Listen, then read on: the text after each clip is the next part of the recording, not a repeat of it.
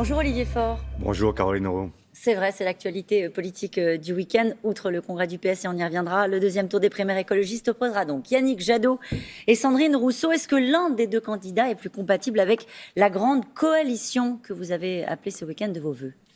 Écoutez, je ne veux pas rentrer dans un débat qui est un débat interne au Vert, Pas seulement. qui est un débat d'abord interne au Vert, c'est le départage entre leurs différents candidats. J'observe, après ce premier tour, qu'il y a en fait un 4 quarts, avec 4 options différentes, et c'est toute la difficulté, c'est de savoir avec qui nous parlerons au lendemain de ce deuxième tour. C'est bien la question C'est qui vous est posée. Et en fait, il y a une question de fond. Est-ce que vous croyez que la radicalité, au fond, est la seule voie possible pour faire la transition écolo? C'est ça le débat qui va se jouer dans ce deuxième tour. Ça dépend de ce que vous appelez la radicalité. Moi, je suis radical au sens où je veux prendre les mots à leurs racines.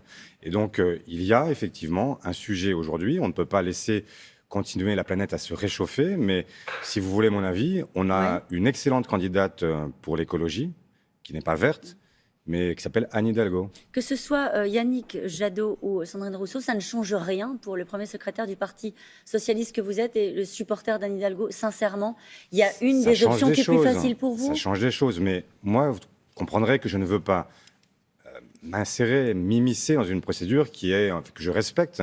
Et donc, ce sont aux électeurs verts de faire le choix maintenant de leur candidat. Et vous discuterez indifféremment avec l'un ou l'autre? Je discute toujours avec les uns et les autres, je les connais tous, et nous avons un dialogue fructueux et parfois difficile aussi, parce que nous avons de vraies différences. Et vous leur faites la leçon parfois, vous les avez appelés à la responsabilité à Villeurbanne. Ça veut dire quoi quand on appelle des partenaires que sont les écologistes à la responsabilité?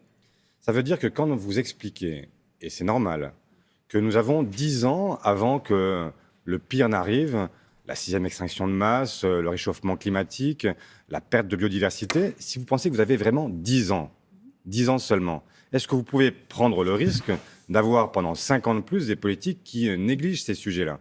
Et donc, quand je vois aujourd'hui cette gauche qui est totalement fracturée et qui ne se donne pas les moyens d'aller à la victoire, qui risque d'avoir un second quinquennat Emmanuel Macron, ou pire, d'avoir un premier quinquennat Marine Le Pen, ce que je leur dis, c'est que le mieux, c'est de se rassembler. Et derrière qui se rassembler? Derrière l'offre qui a fait jusqu'ici ses preuves, qui a permis, dans l'élection régionale, je prends cet exemple où nous étions en compétition dans 8 régions, nous avons fait le double des voix des Verts. Et donc, il y a une logique à ne pas, à chaque fois, prendre simplement les sondages ou je ne sais quoi, alors qu'ils se trompent tout le temps, qu'ils n'ont jamais prédit à aucun moment dans notre histoire depuis 50 ans qui serait le vainqueur de la présidentielle. Oui, je pense qu'il faut s'appuyer sur la force la plus évidente, celle qui est aussi qui a constitué une équipe, celle des maires, des présidents de départements, de régions qui sont prêts à gouverner. Il y a une Dream Team qui est là. Ouais, vous y croyez encore à la gauche rassemblée pour la présidentielle? C'est pas j'y crois encore, si. Caroline Roux. J'y crois à nouveau. Ah parce bon? que pendant longtemps, effectivement, le Parti socialiste, après l'élection présidentielle, était dans une situation qui était très difficile, où nous avions le sentiment que, à vous lire, les uns et les autres, que nous étions déjà morts. Et puis, nous avons fait la démonstration inverse. Nous ne sommes pas morts, nous sommes bien vivants. Et il y a aujourd'hui même une forme d'évidence que la crise sanitaire a révélé, c'est que oui, nous avons besoin de services publics, oui, nous avons besoin de repenser le monde avec des priorités qui permettent, par exemple, de faire en sorte que ceux qui ont une utilité sociale supérieure soient mieux rémunérés. Ça, c'est une évidence pour moi. Sandrine Rousseau, elle estime que ce processus démocratique et cette participation de plus de 120, combien ils étaient, 160 000, 100 000, plus de 100 000 écolos, ce processus montre que les Verts sont en capacité d'aller jusqu'à l'Élysée. Oui. Je ne sais pas ce que ça veut dire. En fait, les primaires... Ça veut dire qu'ils y croient, Olivier Les primaires de la droite ou les primaires ouvertes du PS il y a 5 ans, c'était 2 et 4 millions. Donc, on peut tout dire. Et je souhaite d'ailleurs que nous puissions aller ensemble vers l'Élysée, mais en faisant un choix qui soit le choix de la meilleure, en l'occurrence, parce que c'est comme ça que nous arriverons à avancer, à gagner. Alors que les Verts sont à la veille de choisir leur champion, grâce à des primaires, vous avez décidé, vous, ce week-end, pas de primaire, pas de débat. Vous avez peur de quoi? Non, c'est pas... On aura des primaires, si vous voulez, internes, au sens où nous aurons des candidats, celles et ceux qui se déclareront, pour l'instant Stéphane Le Foll, Anne Hidalgo, qui viendront devant les militants, qui diront ce qu'ils ont apporté. Oui, et donc... Ça s'appelle pas un débat. Mais Vous croyez que ce sont des gens avec qui nous vivons depuis 20 ans? Est-ce que vous pensez vraiment sérieusement qu'il y a un militant socialiste qui ne sait pas qui est qui? Pourquoi vous avez peur des débats, Olivier? Moi, je ne veux pas de surenchère. Je sais ce que donnent les débats, c'est-à-dire que dans un débat, enfin dans les débats internes, parce qu'il ne s'agit pas d'un débat avec la droite ou avec l'extrême droite ou avec je ne sais qui, mais ça c'est un débat qui ne concerne que nous. Et donc les gens sont parfaitement identifiés, connus, et donc il n'y a pas besoin d'aller dans la surenchère. Regardez ce qui se passe partout ailleurs. Moi, il y en a eu là chez les écolos?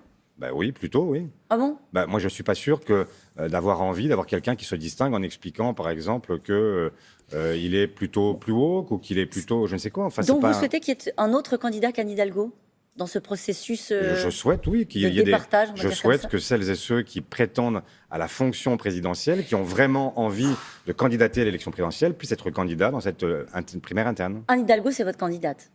Oui. Pourquoi elle n'était pas à Villeurbanne? Parce qu'elle était d'abord occupée par ailleurs et parce que tout simplement, sa vocation n'est pas simplement d'être dans un débat interne, justement, mais de se déployer. Moi, je ne souhaite pas quelqu'un qui serait enfermé parmi les militants socialistes, parmi nous. Je souhaite quelqu'un qui prenne notre force, qui utilise ce que nous sommes et qui aille s'adresser plus largement aux Françaises et aux Français pour aller chercher dans l'élection présidentielle à faire le maximum de voix. Pourquoi? Parce que moi, je ne suis pas pour le témoignage, je ne suis pas simplement pour une candidature qui serait là pour figurer, mais pour gagner. Elle peut gagner, Anne Hidalgo, c'est ce que vous nous dites ce matin. Vous dites aux militants socialistes, votez Anne Hidalgo. Vous connaissez leur programme, le programme d'Anne Hidalgo? Oui. Et est-ce qu'ils connaissent son programme? Mais nous avons travaillé pendant 18 mois. 18 mois pendant lesquels nous avons auditionné tout ce que la Terre compte d'experts, de témoins, de victimes, de gens qui pouvaient nous apporter leur propre connaissance des sujets. Nous avons ensuite travaillé mois après mois pour édifier un projet qui est maintenant consultable sur Internet, qui s'appelle « Il est temps de vivre mieux », coordonné par Boris Vallaud. C'est celui d'Anne Hidalgo? Mais c'est le projet des socialistes. Et donc, vous aurez Anne Hidalgo, qui est une candidate qui a sa propre liberté, qui pourra, et qui va certainement, ça, je n'en doute pas un seul instant, et même je le souhaite, qui va approfondir, qui va faire un tri, qui va chercher à faire en sorte d'être une candidate originale. Mais évidemment, le socle, c'est le projet des socialistes. Elle s'est prononcée pour le doublement du salaire des professeurs. Est-ce qu'elle vous a donné sa méthode de financement? Mais la première chose que je voudrais vous dire, Caroline Roux, c'est que ce débat, il est utile. Utile parce que j'en ai assez de tous ces gens qui nous expliquent que rien n'est possible. Comment voulez-vous expliquer demain les choses? Enfin, si on en est simplement à se dire c'est la dette, c'est la dette, c'est la dette. Mais c'est un sujet quand même, non, la première dette que nous avons, c'est celle que nous avons par rapport à nos enfants. Vous voulez, effectivement, l'éducation a un coût.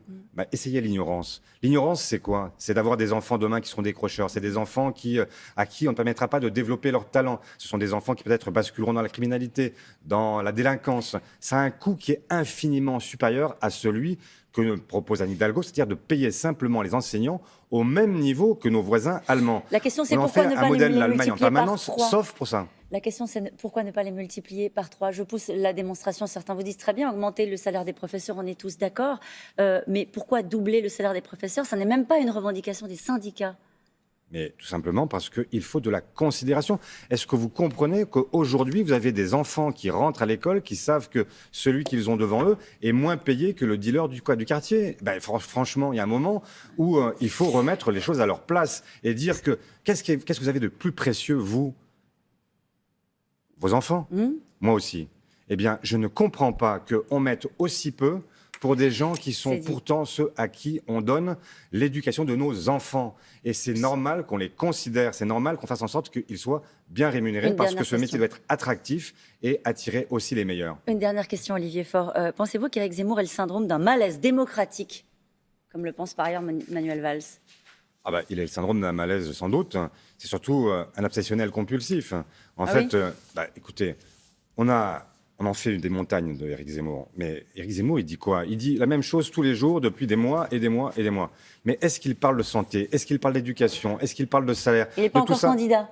Il n'est pas encore candidat. Je crois qu'il l'est déjà très largement. Simplement, c'est un candidat qui n'a qu'une seule obsession. Ça n'en fait pas un candidat à l'élection présidentielle, de mon point de vue. Parce qu'on ne peut pas tout résumer à la question migratoire. Les grandes questions que se posent les Français, il n'y répond pas. Merci beaucoup, Olivier Faure, d'avoir été notre invité ce matin. C'est à vous, Thomas.